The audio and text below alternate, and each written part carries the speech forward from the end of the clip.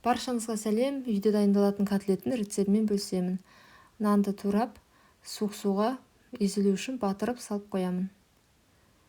Содан кейін пиязды және чеснокты блендермен ұсақтап турап аламын.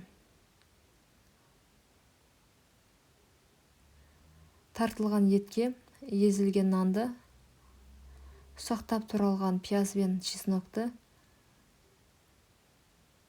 жұмыртқа, тұз және бұрыш қосып, бір келкі масса болғанша жақсылап араластырамын.